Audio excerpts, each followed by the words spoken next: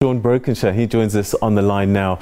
Sean, thanks very much for joining us. The last time we spoke, it was Aretha Franklin who'd passed. And some would say on the continent, Thomas Mapfumo is just as huge.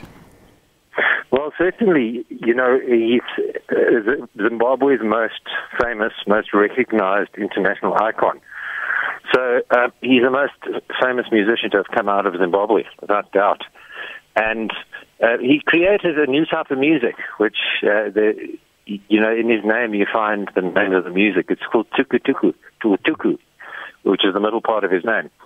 And his whole philosophy was, he said once that Africa should tell its own stories in its own voice, and he lived out that philosophy. So he incorporated Shona in Ndebele and English, and incorporated elements from the cultures around him in Zimbabwe. And so he came up with this most unique blend. And the amazing thing is that he was multi-talented as a human being, but also as a musician. And as a musician, he only came to prominence not because he was a guitarist or a pioneer of Afro jazz, but as a singer in the 70s in Zimbabwe. And it was his husky voice that made him stand out amongst singers at the time and made him an international phenomenon. And he went on tours. He joined Kora Kora, and they toured and they exported Zimbabwe in the same way that Ladysmith Black Mabaso were our ambassadors. He was Zimbabwe's ambassador. So he's very important in terms of, I suppose, spreading African music and its place in world music. And also in terms of what he did in his life and what he stood for. You can tell by the fact that he released virtually an album for every year of his life. He was working on a 67th album when he died. The sad thing for me, the saddest irony, is that it was a year ago today that we're mourning the passing of his great friend, Brokensha Masekela. Sometimes it just works out that way. All right, so as someone who listens to a lot of music and can compare, tell me about his guitar playing. How do you compare it with guitar players over time? Well, I would call it unique. I would put him in the same category as someone like Carlos Santana in terms of being completely faithful to his cultural roots and exporting his cultural roots and making them accessible by blending. You know, it's like blending a fine whiskey, I suppose. And it's in the blend that he brings out the uniqueness and makes it, a wider audience. I also think of Ray Perry. He's a similar figure.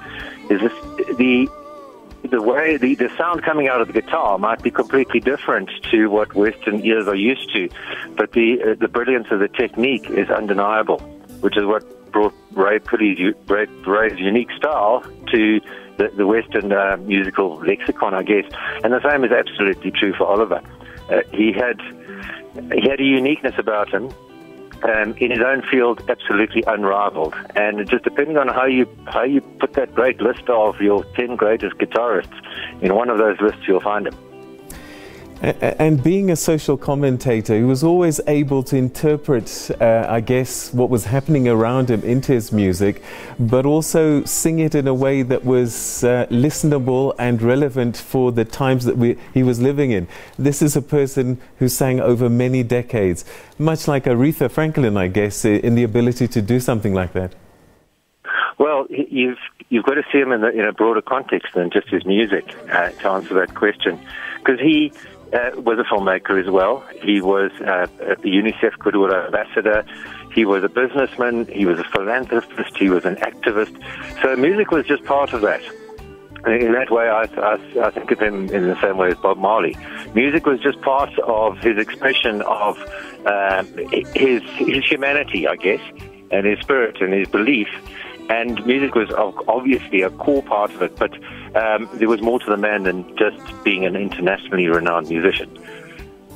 We heard a little bit earlier on from Yvonne Chaka Chaka about how he was a great influence to other musicians, and Effort Msekiwa, our correspondent, was saying also how he liked to mentor and bring new people through. Yes, indeed. I mean, that was very much part of because for him it was spreading the unique Zimbabwean culture and spreading it through his blend of it. And obviously, creating a legacy, you can light the fire, but other people would have to keep it burning. And he realized this in his life. A man of faith and a man of realism as well. And he spent not only a lot of money, but a lot of time actually mentoring not only Zimbabwean musicians, but African musicians as well. He became, I suppose, by the 90s, he became a truly international figure, like Yesundu or Salif Keita. He was proudly Zimbabwean, but he was African as an ambassador.